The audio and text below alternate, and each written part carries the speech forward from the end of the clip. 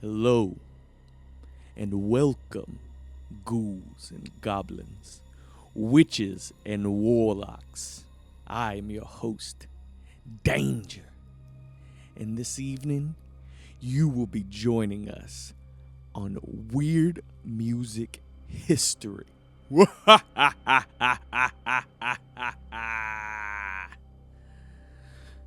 Tonight, we are going to be talking about none other than the infamous and tragic stories of the 27 Club.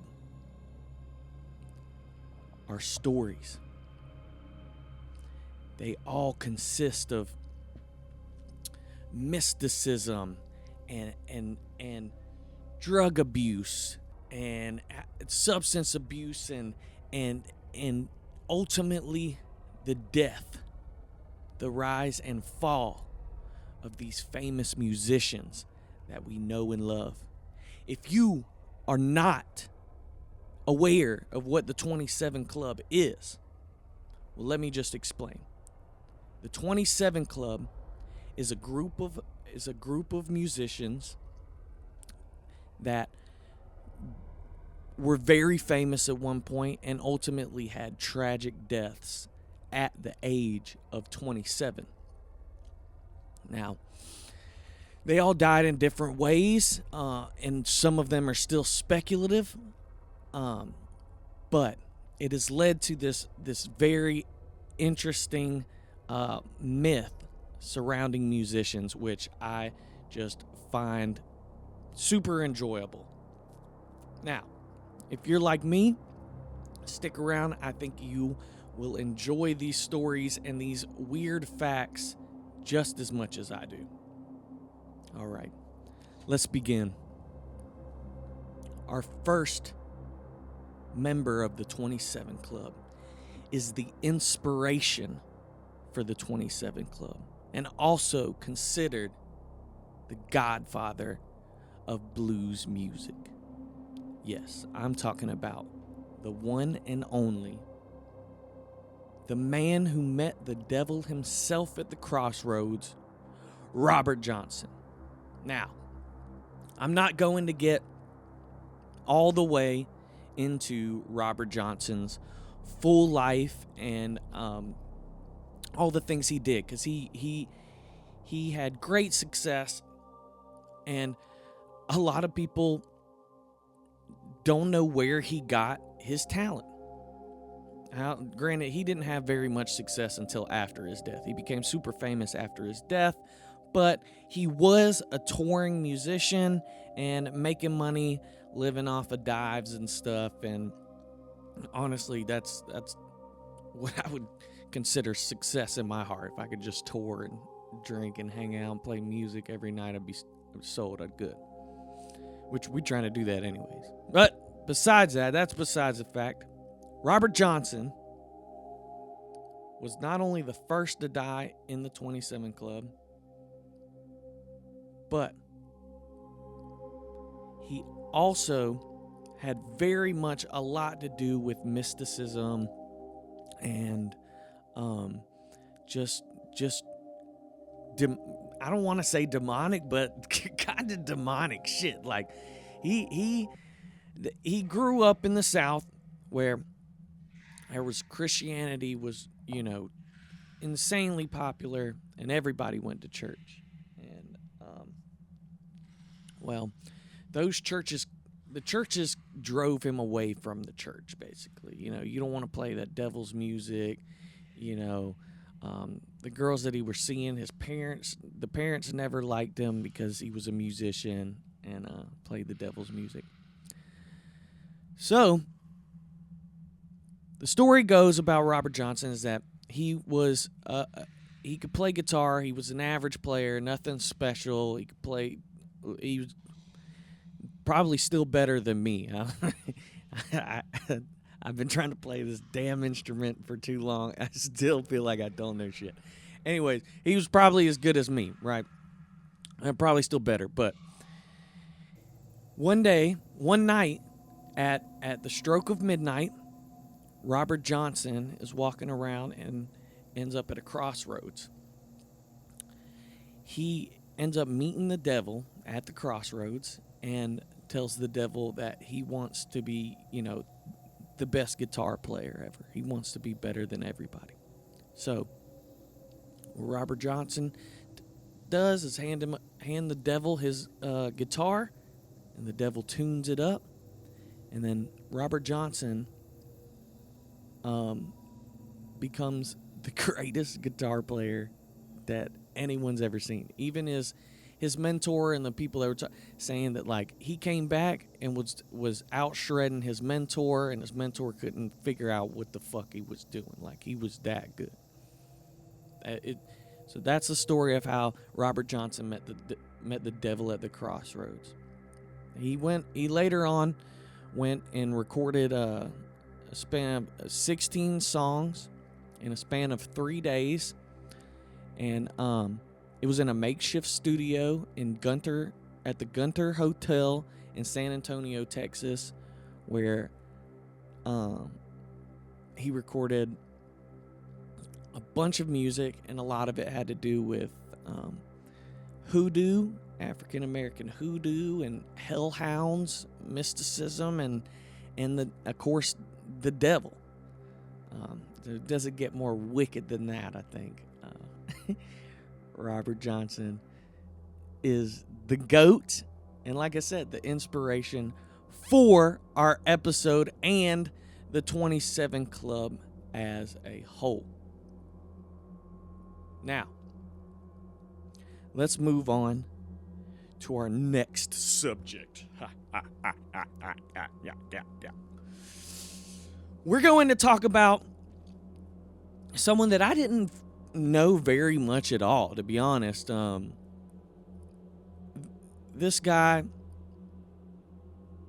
this guy had a crazy life. He was a nut. He was a lunatic, if we're being honest. Coming from what the people closest to him were saying. Well, I'm talking about none other than one of the founding members of the Rolling Stones, Brian Jones. Again, he was a founding member of the Rolling Stones along with Mick Jagger. But this guy, he had a very terrible substance abuse problem. Unfortunately, like you're going to see most people on this list have.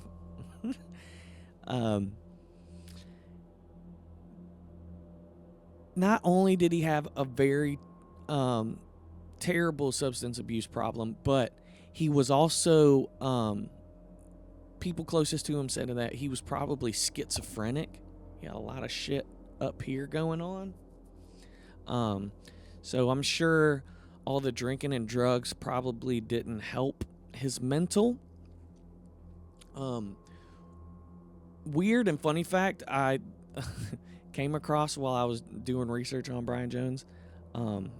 This guy was fucking like a rabbit. This guy didn't know how to put a rubber on.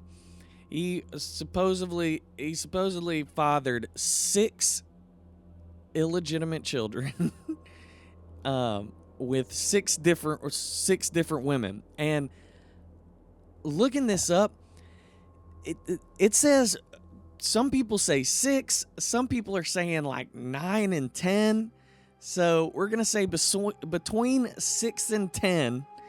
He had between 6 and 10 children, and basically didn't give a fuck about none of them. I think there was a story about one of his sons he tried to raise a bee, and then he shortly passed away. But this guy also, like I said, he had 6 kids, maybe more. But I think this guy was so fucked up on drugs that he had 2 boys back to back, and named both boys Julian. So I'm like, was this guy just so fucked he had to name his kids the same thing so he wouldn't forget who's who? Crazy. All the interviews I saw about Brian Jones, as well as like it seemed like people fucking hated this dude. Like people did not like him at all. It sounded like he was a pretty shitty person. But again, also like the more I was hearing people talk about how shitty of a person he was, I was also hearing more shit about like him getting fucked over. Like he was playing and still wanted to tour and be able to play with the Stones towards the end before he stopped. But I guess because of his issues or, previous record with the police, he wasn't allowed to get a permit to tour to make money and do shit, which I think was kind of crazy, but it happens. A lot of your favorite rappers cannot fucking go outside of the States, dude. That's one example. Another example was like, I don't know, maybe him and one of his girlfriends would fight and were super toxic. And there was a story, him and Keith Richards, his girlfriend Keith Richards, maybe some few people flew somewhere. He wasn't feeling good, or I can't remember exactly what it was, but he ended up leaving and going back to whatever. And then Keith Richards basically stole his girl. And I was kind of like, that's kind of fucked up. That's supposed to be your homie or bandmate or whatever, and fucking around with this girl. But I don't know. Maybe it was already over. They were, who knows what happened. But yeah, Keith Richards, Mick Jagger, I don't think any of those guys really fucked with him at all. Like, they all were just talking the craziest mad shit, and like I don't think half of them even went to a funeral or gravesite for 20 years or something like that. Super, super crazy, super weird. Brian Jones had a track record. Like I said, he was also like, he was stealing some of the band members' like cars and crashing motorcycles through fucking windows and shit. Like, this dude was a fucking nut. He was schizo, so who knows what this guy was really going through on the inside, but he sure showed it on the outside as well. Brian Jones unfortunately dies. He died. They found him in a pool, drowned in a pool, and his death was ruled misadventure by the coroner, which there's been a lot of speculation over, it being misadventure. Sorry. Which also, this is also a weird way to say overdose. The dude OD'd. The dude took too much drugs, supposedly, and drowned in his pool.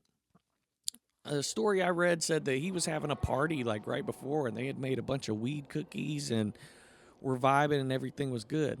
Now, there's also the same story also said that earlier on in the day, he had a few people that were living with him or staying or hanging out, but one guy was living with him. It was a guy doing renovations on his house, and apparently there was a financial dispute between them, and he was suspected of the death but never really questioned, I don't think.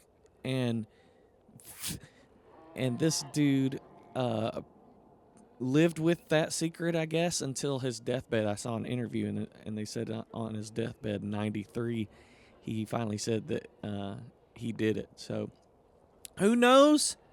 I'm not entirely sure. I'm getting all my information and pictures off Google. So I do as much research as I can, but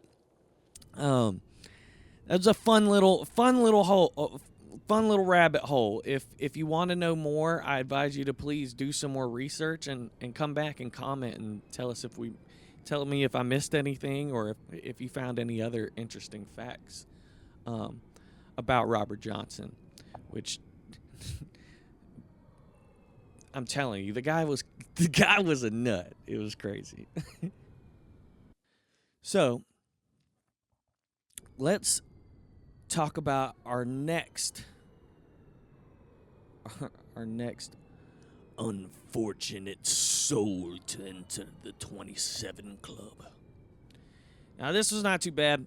We're going to talk about Jimi Hendrix, and this one's kind of fun. I tried to add, it is October, the most frightful time of the year. And so it's my favorite time of the year. So for this episode, I tried to add a few spooky, haunted facts about our 27 Club members. Now, Jimi Hendrix, loving, beautiful soul, all representing peace, love, and not war. I spoke a little bit about Jimi Hendrix in our psychedelic rock video, which was super fun. I advise you to go back and watch it. We'll put the link in below, or see if we can put it up in the corner for you to check out. But so, Jimi Hendrix is also a member of the 27 Club. So I'm going to give you a few facts about my boy Jimmy. Good job, Jimmy. Let's go. All right. Jimi Hendrix was in the Army. I want to say he was in the Army. Maybe it was the Army or Navy. I want to say it was the Army. But Jimi Hendrix also pretended to be gay to get out of the Army. His doctor wrote on his letter to be able to leave that he suffered from homosexuality. And I guess was not fit for battle. Which I love that fact. It's in the other video, but I had to. That fact is so funny to me.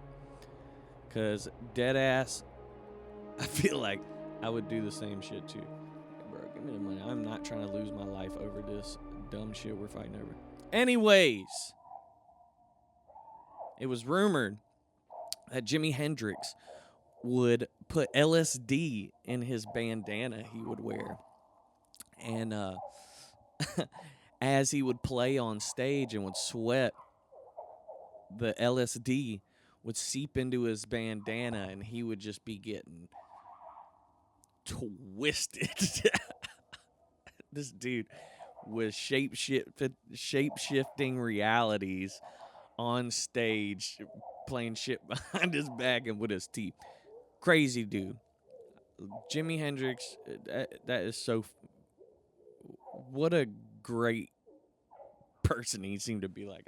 I wish I could have been this guy's friend, because he sounds like he was a nut. All he cared about was music and I guess getting fucked up. This guy was also a left-hand guitarist that learned to play a right-handed guitar upside down. Crazy. So this is not a left, but he learned how to play a right upside down. Which, dude, I don't even know if I could, do. He probably had some super weird tuning and stuff too, so. But that sounds crazy. Why? First of all, why? Maybe he couldn't afford to get like a left-hand guitar at the time, or maybe they weren't like made. Maybe they were like, you can go to any Guitar Center and see a left-handed guitar now, but maybe it wasn't like that big of a thing back then. Okay. Jimi Hendrix was also self-taught. He did not know how to read music at all, but somehow managed to be able to play for Sam Cooke, Little Richard, and the Isley Brothers before ultimately starting his own gig, the Jimi Hendrix Experience.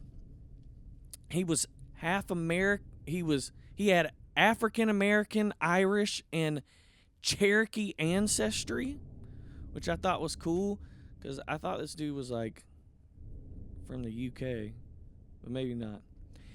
He once helped design a studio, and now, apparently, after his death, his ghost roams the halls of this studio. Electric Lady Studios. Crazy. There's also a tale of Jimi Hendrix and his band, and I really like this fact. It's spooky and eerie, and I almost wish they would make a movie out of this shit. But there's sources that say that Jimi Hendrix and his band had a close encounter one time with aliens. Can you believe that? With freaking aliens, dude. What? That is wild. Oh my God, that's so fun. All right, so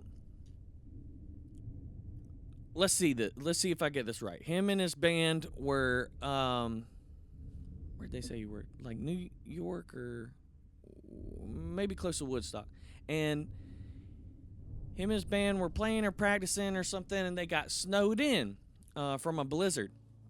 Well, during that blizzard, supposedly, a tall, yellow-skinned being came and, I don't know if maybe, I want to say maybe they spoke to him, but what I do know is that they met a tall, what they say is that they met a tall, yellow being alien of some sort, and it came from a glowing, cone-shaped UFO that melted the snow when it landed. That's crazy. Your favorite guitarist possibly had a freaking UFO encounter during a blizzard. That sounds like it would be a fucking movie, right? Dude, I would pay so much to go see that. Let's make it happen. Call me up. I got ideas. We do like a thing, but like a trippy ass, like psychedelic horror. That would be wicked, actually. I don't think about it. Don't steal my idea. This is my idea. I'm claiming it right now here on YouTube. Motherfucker. We're going to talk about the OG, the original Lizard King, Jim motherfucking Morrison. Speaking of aliens and UFOs, this dude was a reptilian. No, I'm just kidding. He was called the Lizard Man for a completely different other reason. This dude, he was called the Lizard Man because he showed his pee-pee. He showed his little lizard at a show, at a concert he was doing in Miami. And I think he was actually arrested during the show for it. I think he whipped out his willy, and then the pigs came and shut that shit down, which I thought was super, super fucking funny. The Lizard Man. All right.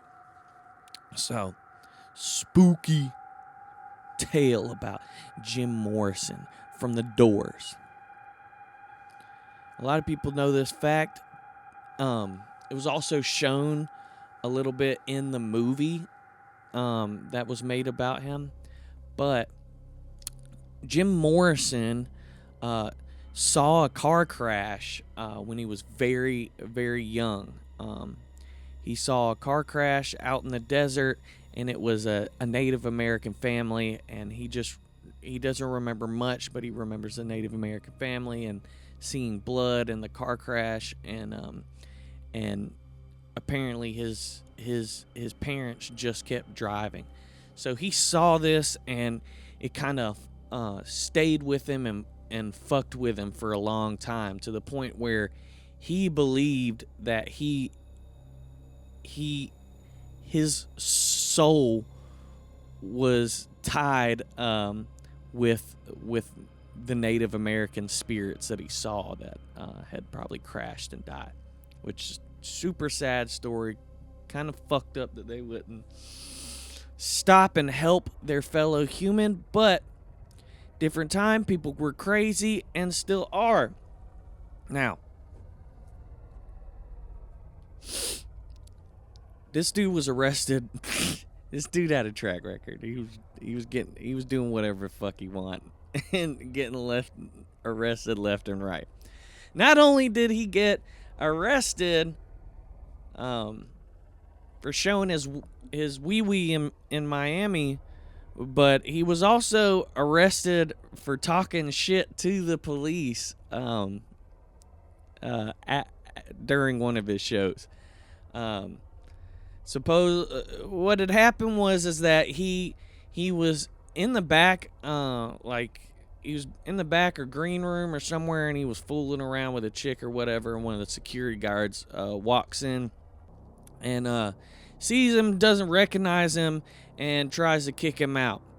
They eventually realize that it's Jim Morrison, and this dude's about to do a concert, and so they gotta let him go. And so he ends up getting up on stage and then basically just starts talking shit about how fucking dumb the police are, which is kind of justified. Like, the people are there just for him in the doors, and that guy didn't know who he was, tried to throw him out, and so he immediately got up, started talking shit, and then it just chaos consumed, and they got rid of him. It's super funny. This guy was a fucking character. He also has conspiracy theory ties. His father does, anyways. His father was a U.S. Rear Admiral. I don't know why I wrote that in my notes. Probably because it was funny that he was a Rear Admiral that commanded the fleet during the Gulf of Tonkin, which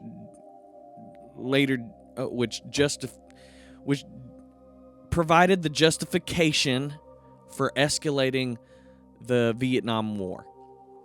A lot of people believe that if it weren't for that instance and the people in charge, including Jim Morrison's father, that we might not have even gone to war with Vietnam. Which crazy. Later on, then his son becomes, one of the most famous rock stars of all time. Crazy. Kind of sounds like another person that we see a lot of now. That is, I guess, mainly an actor. Kind of a fucking loser, if you ask me. But whatever. Anyways, enough talking about Jared Leto, the Joker. The worst Joker ever. I don't know. I don't know why Morrison reminds me of him, or he reminds me of Jim Morrison, but the two are kind of feel like the same in some way. Another fact that was really cool, I thought was really, really cool. Steve Aoki was on the Joe Rogan podcast, and he was talking about, of course, Steve Aoki is a DJ, a musician, and was talking about, they were talking about the conspiracies about his father and all that. And Steve Aoki brought up a clip where he says, Steve Aoki basically says that Jim Morrison is the one who predicted EDM music. Let's roll the clip. I guess in 4 or 5 years, the new I don't know how long music will this clip is, but I'm gonna just hold my hand here a synthesis of those two elements, and some third thing that'll be entire. Maybe it'll be it might rely heavily on electronics, tapes. Few more. I can kind of envision maybe seconds. one person. All right, that's got to be good enough. If not, oh well. A lot of machines, tapes, and electronic setups. Crazy. Jim Morrison predicted EDM and machine music. So they were kind of heading that direction anyway. Synthesizers were already a thing in like World War II, I think. Anyways, the Doors, because of Jim Morrison, were banned from the Ed Sullivan Show, which at the time was, a huge show. That was the late night guy at the time, I believe. And they asked him to change some lyrics, just like they always do. They always ask you to change your lyrics, blah, blah, blah. And they changed it to they wanted them to change the lyrics to the song Light My Fire, which talks about drugs. And instead, he said, fuck it, and he did the original. And so Ed Sullivan said no more. They're never coming back, and he joined not only the 27 Club, but he joined a very limited collection of artists who were banned from the Ed Sullivan Show, as I thought was funny. Last fact about Morrison, he had a drunk driving fear. He himself was a heavy alcoholic, and one time he told his friends that he was drinking with Number 3 after the deaths of Janis Joplin and Jimi Hendrix in 1970. And I'm guessing maybe he was saying, like, I'm going to be next, right? I wrote it how I read it, so maybe. But that's kind of crazy. And also sad.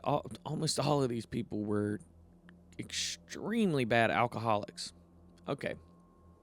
That is enough about the Lizard King. Sorry, I can't help but giggle. Thinking this dude just pulled his dick out in the middle of a concert. I would never. I showed my ass on a podcast one time, but okay, well, never say never then. Fuck it. All right, but I'm not a lizard man. I'm not a reptilian dude. So you guys don't have to worry, especially not on this show. This is not the show for that. Go subscribe to the Open Hand Podcast. All right.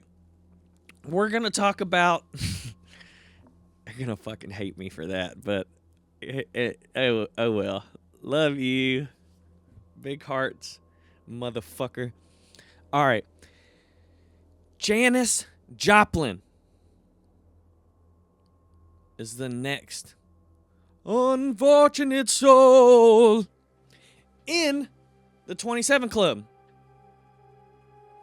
Now, this chick was fucking badass, dude. She was rock and roll, peace and love, and spoke her mind, and wasn't afraid to be herself. And this is another artist that I'm ashamed that I did not know much about until I started doing some research on it. And I'm going to find out, not only is her fucking music wicked and I actually dig it, sometimes we find an artist and I'm like, okay, yeah, there's one or two songs, but not really my speed. But her stuff, I was like, I really like this shit for some reason.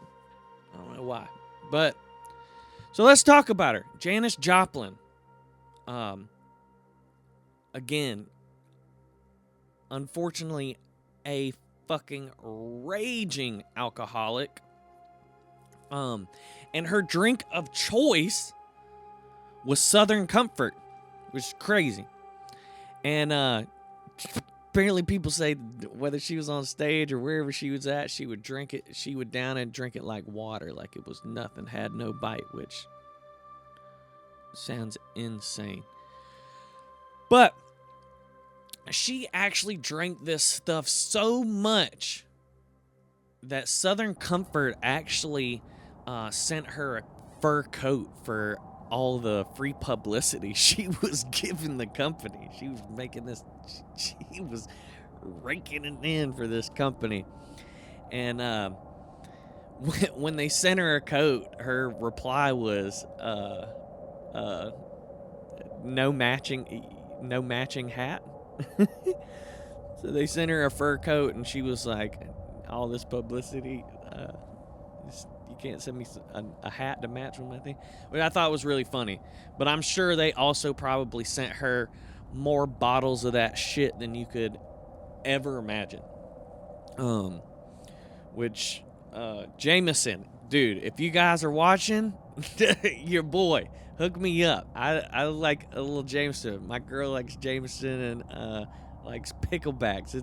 We sponsor, dude. Just kidding. But that would be a sick ass sponsor. That's not a sponsor I probably should have, but it would be a sick sponsor. All right. Anyways, moving on. Janis Joplin was an all-time badass and just did really good and kind shit out of her heart, and like I said, was not afraid to speak her mind at all. Now Janis Joplin was lived through a very oppressive time in our history's past, and she was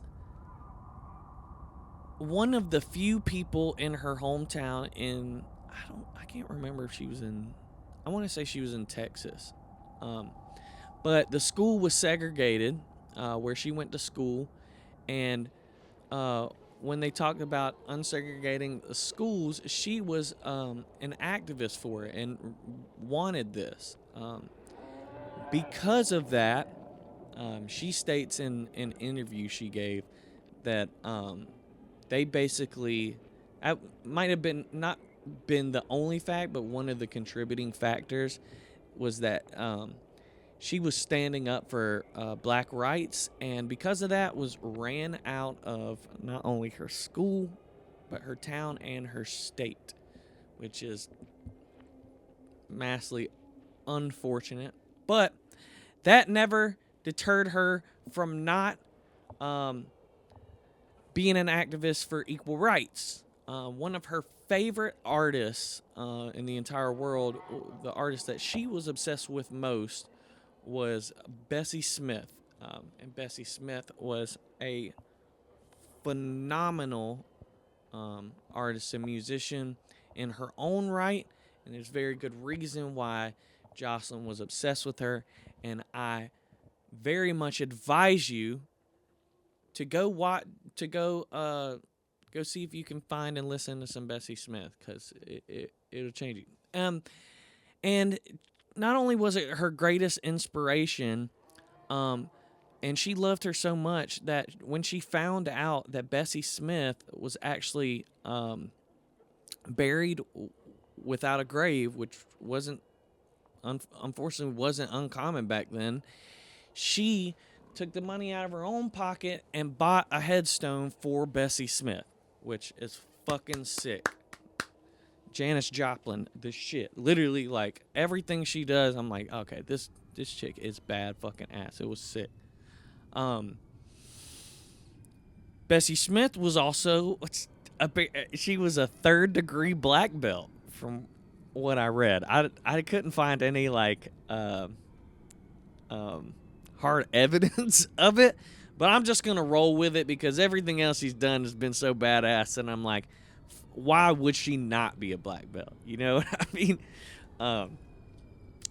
She also dropped out of college, thankfully, after a really nasty prank that people pulled, and she was named the ugliest man on campus, which, of course, would probably hurt anyone's feelings. And she dropped out of college, and it was probably the best thing for her because she became crazy famous and rich. And I saw in an interview, and she was talking about how she can't wait to go back to her high school reunion, basically to kind of just rub it in, which, good for her, good you. Yeah, they ran you out, show back up and show the fuck out. I agree.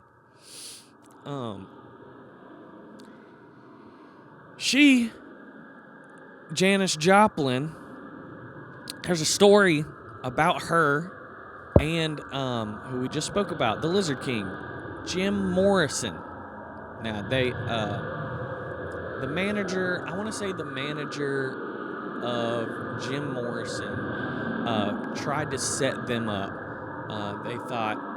He thought that it would, skyrocket them even more, and thought they deserved each other and would be considered the king of queen and of rock and roll at the time, which would make sense.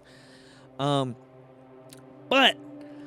that dream unfortunately turned sour over one evening with Jim Morrison. Because again, this dude was a drunken nut. And the story goes that they were at a party, and the manager had set it up so they would meet and hang out, and things were going okay.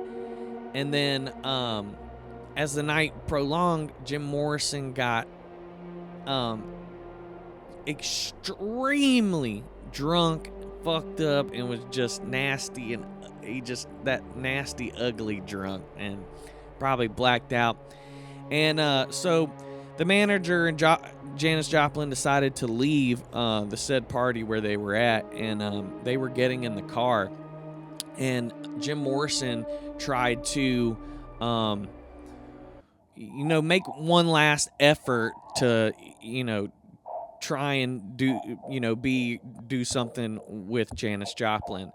And when she said no and was trying to get away, maybe he didn't like the answer or still trying to talk, and he grabbed her arm, and in return she turned around and took that bottle of Southern Comfort and smashed it over this dude's fucking head. Knocking him out clean, dude. And I thought, good for her. I thought that was super sick.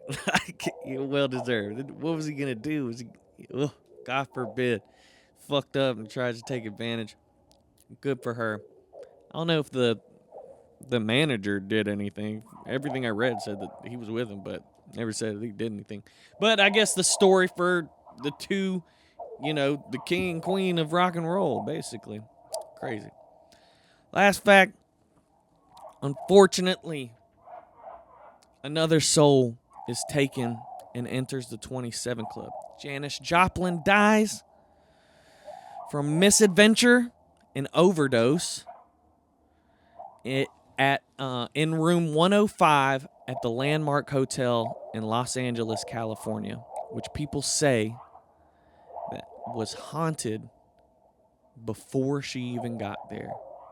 Ooh. Crazy. Oh, misadventure. Not good. I heard that a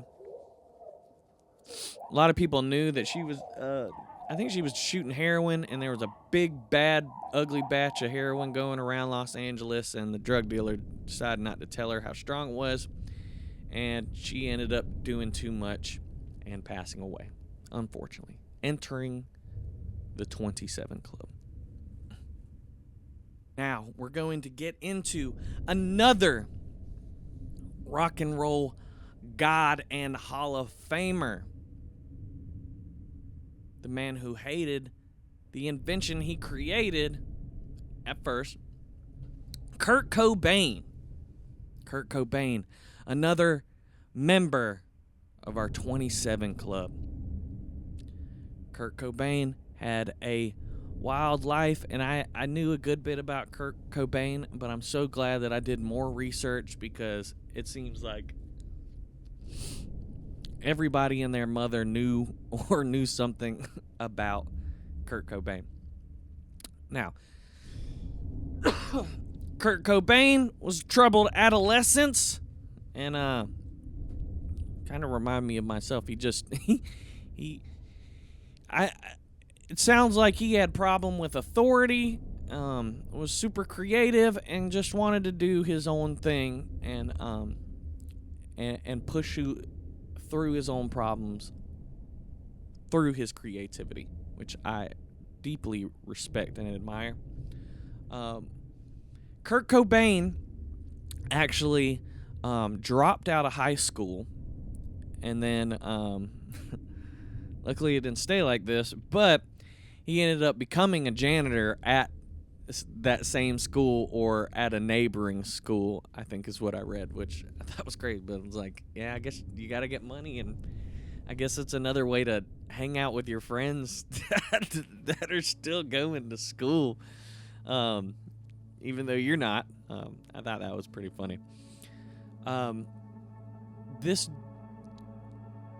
Kurt Cobain, unlike Jimi Hendrix, learned to play the guitar left-handed, even though he wrote with his right hand. Which I guess he play like this, which is kind of weird, but whatever works for you. It reminds me, I write with my right hand, but I like when I was playing soccer, I'm left-footed. And even when I skateboard, my flip tricking foot is my left foot. I ride regular stance, which is maybe that's a mark of creative people. I would hope. Maybe I'm just fucking tooting my own horn too loud. Anyways, he was very creative. Not only was he an insanely talented musician, but he was also a cartoonist and liked to draw. He sit in class, or he had notebooks, and he would just draw and work on music, which I thought was fun. I used to love doing cartoons when I was a kid. I wish I could draw now. I wish I would try it, but I just, like, this hobby is already takes too much time and is too expensive. So I'm not getting into anything. I don't need any more hobbies. But I advise you to 100% follow your dreams, and if you like drawing and cartooning, you 100% sure, because the world needs more creatives. We need more new ideas. On another note of his creativity other than music, which I know this is a music show and not an art show, but art matters. The art matters all around. But this dude one time got caught. I think was arrested. I don't know if he was arrested. Let me not say that. But what I do know is that, he was arrested. He was arrested for graffitiing, for tagging. But the shit he was tagging is too funny. He was arrested for graffitiing Shaggy and Scooby having sex. Why? Why, Kurt? Why? That's nasty. No, that's not good. Creative nonetheless, but one I don't agree with. Crazy. Okay. Here's a music fact. Bring it back around about Kurt Cobain. While he was in recording studios and while he was in his sessions, he hated double tracking his vocals. And if you don't know what double tracking his vocals is, basically you record you record your song once, whatever part you want, and then you record it, and you try and record it exactly the same as you did before, for the most part. And so it's a double take of said recording. Now, he hated doing double tracking, and I found this really interesting because it seems like that was more of a technique used a lot back in the day. There's actually a mix saying that says doubling makes everything better. I believe that in a sense, I don't full-heartedly agree, but it is interesting that like today's music, unless it's a big chorus and they do it purposely, like most pop songs, most songs you hear on the radio are like they might not be one take, like they might be several takes stitched together or whatever, but for the most part, it's one singular vocal all the way through. I've learned that over the last like year or two and found that really interesting. So if I'm making pop, records, or if it comes for, I normally have been trying to just do one, but some of them, in some instances, it sounds better doubled. And I think that Kurt Cobain agreed. He didn't like doubling. But the only reason that they got him, that he agreed to double track his vocals, is because he was obsessed with and loved John Lennon from the Beatles very dearly. And they basically, and I don't even know if John Lennon actually double takes his vocals or not. And I don't know if maybe they even knew. It sounded like they didn't even know if they did it. It sounds like they just told him like that John Lennon double tracks his vocals, so he'd be like, "Oh, sick, no way. All right, well, yeah, maybe we can do it." Like they got him to double track his vocals just by telling him his hero did it, which I thought was really funny. I thought that was thought it was cute, more or less. That's funny. All right. Did you know that Kurt Cobain was in another band before ultimately being the face of Nirvana? The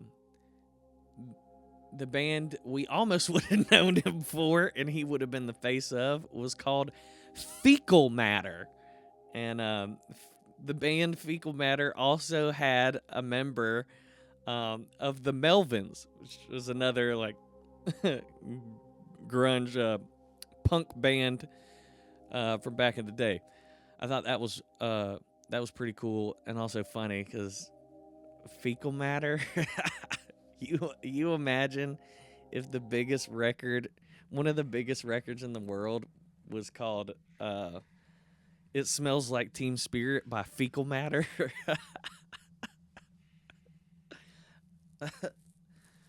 Poop. If you don't know what fecal matter is poopy. All right, hold on. Sorry. Let me get it together. All right. Now,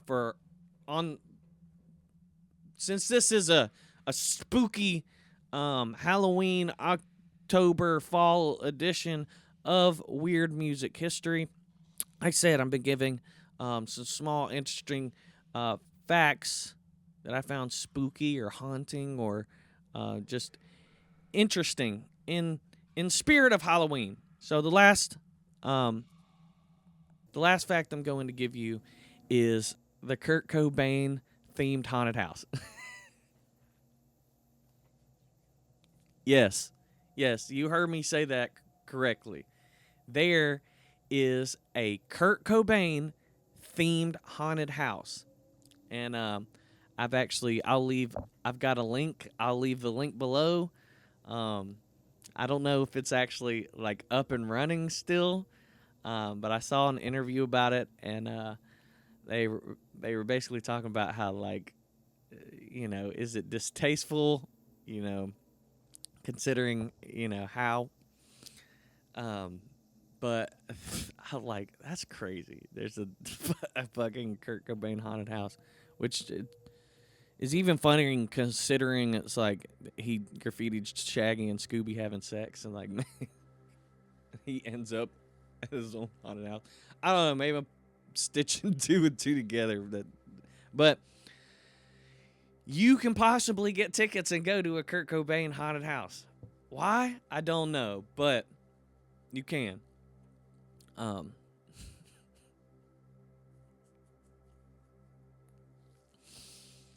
Okay, and last but not least, unfortunately, Kurt Cobain is, again, a new member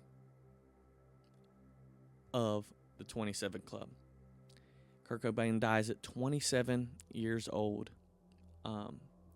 due to harming himself in detrimental ways. I don't know how to say that without the word possibly getting me banned, but he left a note, if that helps.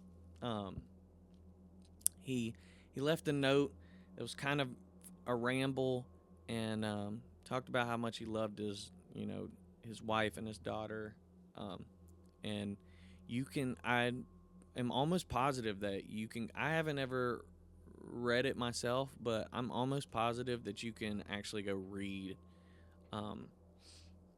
his unaliving note. Just, again, very sad. Another ray of pure talent gone, but not forgotten.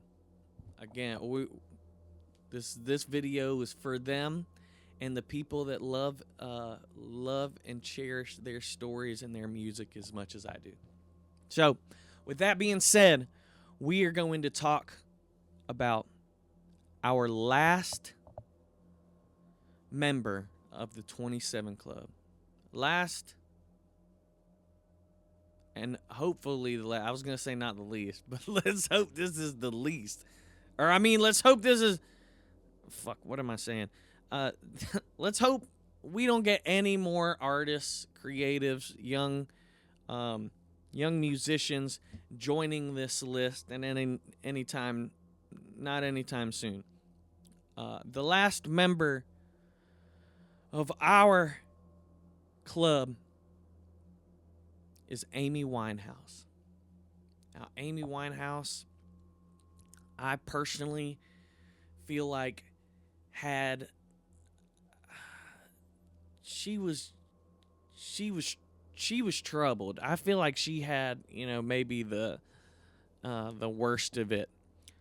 She also had a very bad substance abuse problem, alcohol.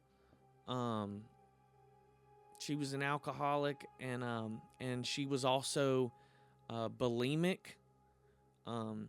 which didn't help at all. Very tragic story, but also a phenomenal artist and musician. I mean, this girl could wail. She could sing. I mean, she was an industry secret for years before she came out on her own, and people were using her left and right just because of raw, natural talent. While Amy Winehouse was would cut records while she was recording, she very much wanted to hear how everyone else would hear it, and would do like most or some artists, and would do what's called a car test. So you would get your recording and what you think is finished and polished, and you do a test, and you go out to the car and you play it in the car and you see how it sounds there. Then you can have a reference. You can come back and see what you need to change, do. Well, she would do this, but the car she would check would be none other than her father's own taxi, which I thought that was super cool. Like, I'd do my car test in my car, but my dad had a taxi and was listening. I would probably test it there too. And how cool would that be? I bet he played his daughter's music all the time for every... Her father's probably the reason she got so big, so famous, so cool. Not really, but yeah, if that was my daughter, I'd be playing the music in the taxi for every guest that stepped in, and would tell them to get out if they asked me to change it. Her final recording was with none other than legend himself, Tony Bennett. It's crazy. I mean, not only was that her last recording, but she was also like Prince had talked about how much he wanted to work with her. I mean, you name it. Everybody in the industry loved her and wanted to work with her. Now, while she had all of this and sang and loved music, of course, she says it actually wasn't her passion. It wasn't what she ultimately wanted to do. And I kind of thought this was maybe a joke at first when I read it. I was like, oh, that's funny. She's being cute. But now that I'm thinking about it more and like done a little more research, I think she like dead ass wanted to be a roller skating waitress. Apparently, when she was younger, she saw the movie American Graffiti, which inspired her to want to become a roller skating waitress. Which I thought was kind of cool. I thought it was badass, but also it's like you got everything in the world, you want to be that. But again, just phenomenal artist, and didn't even want it. Probably that's the reason why she got it and deserved it most. She had up to, they say, between 11 and 14 cats, which insane. There's no way I could even fathom between me and my girlfriend, we have 2 cats. I have 1 cat, and that's enough. I don't want any. We got 2 cats. We don't need no more. Imagine having a dozen of them. No way. But yeah, I just imagine Amy Winehouse and 12 black cats circling her, and people just like, what the fuck? Okay. Did you know that she was Jewish? Doesn't really have anything to do with anything. I just thought that was interesting. I didn't know that. And you probably didn't either, but now you do. She was Jewish, but she also, one of her favorite places to go and hang out was she drank like an Irishman. She was at one of her favorite places to be at was apparently the pubs. Like, she just loved the pubs. Which, I mean, she was an alcoholic, so sounds about right, but still. One time, a group of monks offered to save her soul. That's pretty cool. She ended up not going, obviously, but I thought that was pretty cool. I wish monks would at least offer to save my soul. Just kidding. Save your soul. All right. There's an interview, and this is the last fact I'm doing for the video. Amy Winehouse her father had an interview where he talks about how her spirit visits him. He remembers he says that a lot of times he sees the spirit on the side of his bed, and that also one time he had an encounter where he was at his sister's. He was at his sister's, and a bird, or a black bird, the same one like her tattoo, had ran into the window, and so when they went outside to check it, it was outside and it was singing. Apparently, the most beautiful thing ever. Crazy, wild. Again, thank you guys so much. Like and subscribe.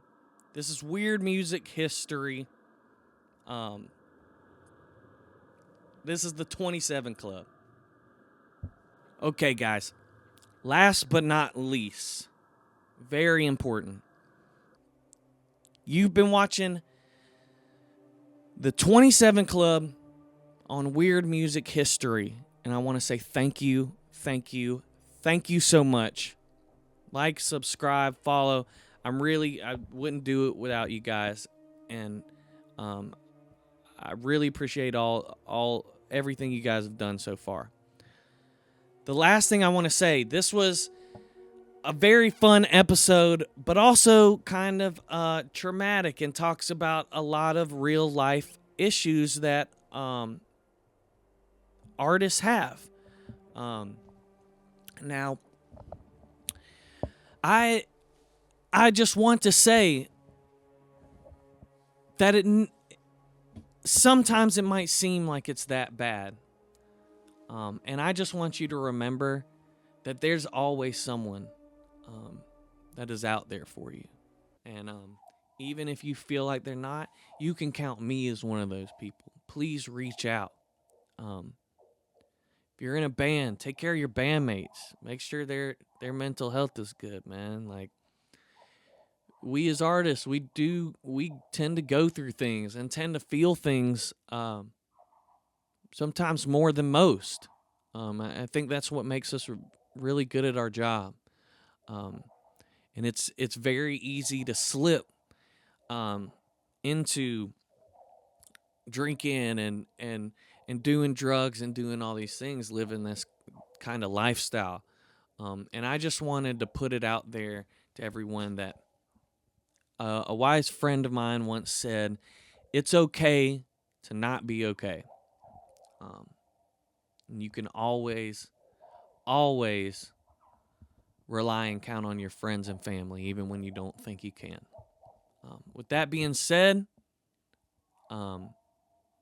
if you are having issues and you would like to get some help, we're going to leave a link in the description, and I just want to put it right here that you can call and get in touch if you were having issues with the Substance Abuse and Mental Health Administration 24/7 National Helpline.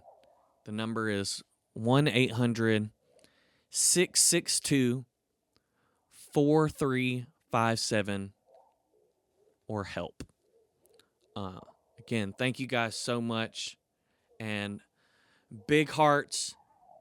We love you. We love the weird. We love the music, and we love the history.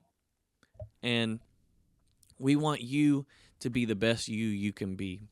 So maybe one day you could be on this show too. I was gonna say on this list, but you do not want to end up on this list. Okay, that's it. That's enough. I'm Danger. This is Weird Music History.